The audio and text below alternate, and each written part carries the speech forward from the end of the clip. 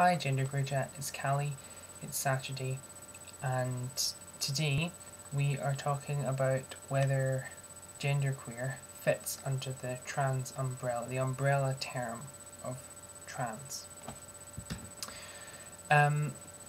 This is not a topic on which I have a definite opinion one way or the other, but I've got some thoughts that I want to talk around. I'm going to be footering with this emery board while I do so.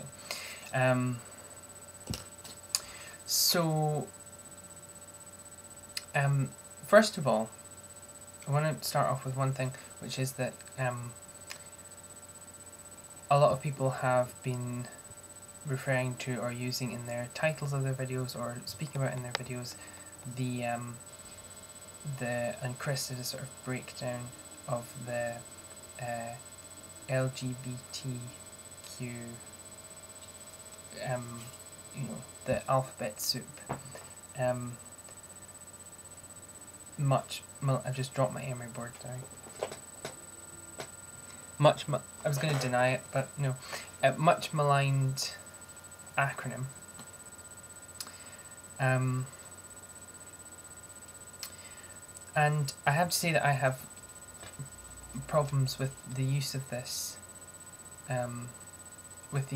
because no matter how many letters get added to it, because even if the longest version I've genuinely seen is LGBTQQIA, which would stand for lesbian, gay, bisexual, transgender or transsexual, and that's something I'm going to come back to in a minute.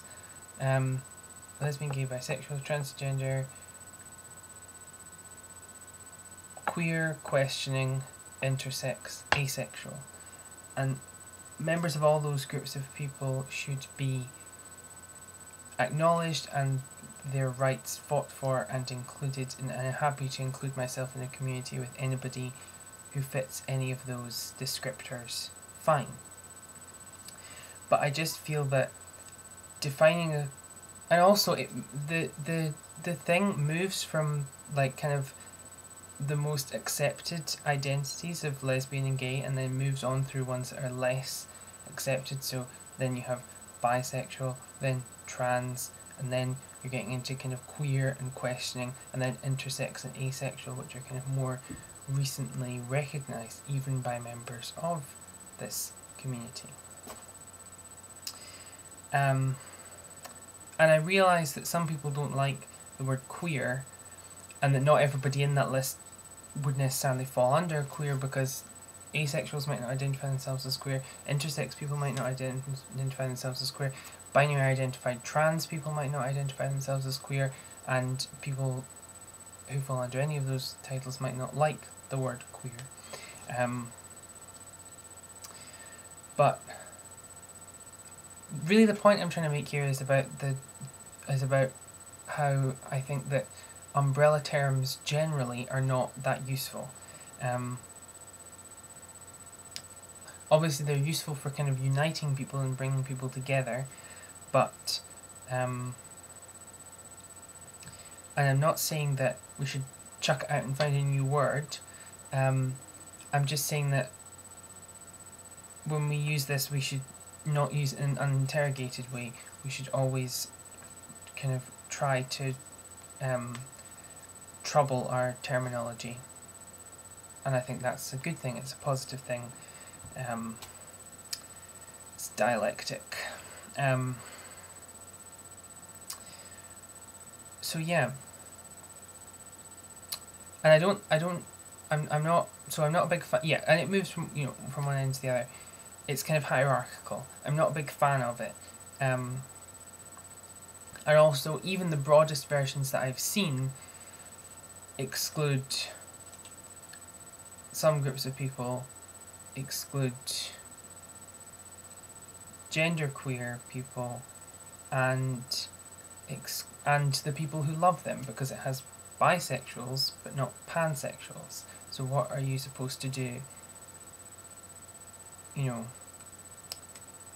If you are attracted to people who are non-binary identified, you're not really a bisexual. you are pansexual or, you know,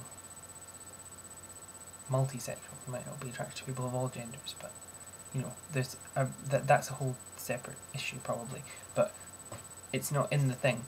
And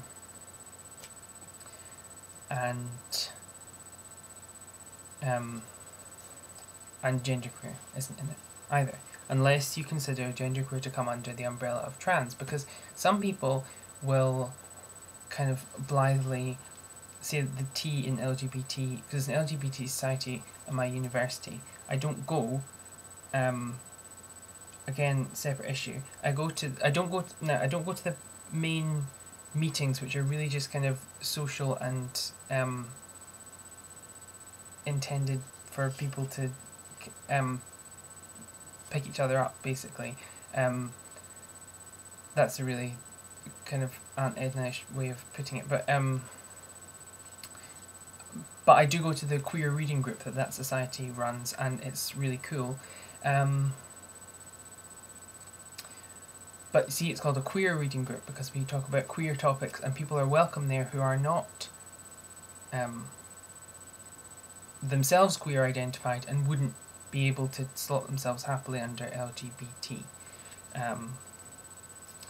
Trans. What does the T in LGBT, QQIA, etc. stand for?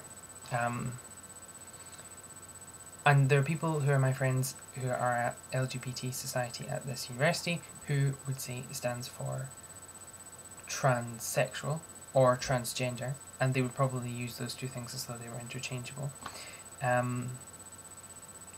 which I don't think they are.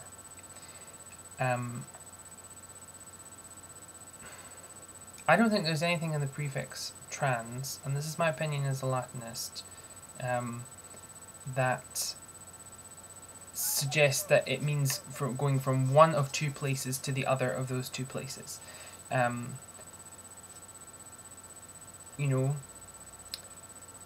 transsexual, since we generally tend to identify, we haven't really got to the, like, we're still getting there with the idea that there might be more than two ways to have your body be. That tends to identify going from one of the sexes to the other. But transgender, I think, maybe we're getting used to, some of us are getting used to the idea that there's more than two genders and that we can move it, that maybe you could be trans from one to the other, that you have been one and or have identified as one and now are identifying as another, and that gender is a matter of self-identification. And all this is very good and positive. So yeah, in that sense, I do think genderqueer could come under, but there are other identities that sort of align themselves with genderqueer, like gender fluid, like the idea that your gender is not the same from one day to the other. And I think that's a valid conception of one's, you know, subjectivity, if I can use that pretentious and highfalutin of a term. I think it's a great term. You know, people are a bit leery about it, but I love that term. Gender fluidity is a totally valid subjectivity, and so do, you know, there are other, you know, conceptions of this. And then you have the idea of just having it be just the word trans, so you're not saying trans what, and that is in fact the organisation I'm a member of. Their charity bookshop is one of a chain of charity bookshops that I work in, and the charity bookshop I work in is a member of this chain, and every shop in this chain has a poster up somewhere in the shop that says this shop is a safe zone for lesbian, gay, bisexual and trans staff and volunteers. It doesn't say transgendered or transsexual, it says trans, which makes me feel included, and I definitely feel like I come under that thing. And that is, if I were not that I've ever had any hassle about it in the workplace. But if I were going to experience hassle, I think it would be for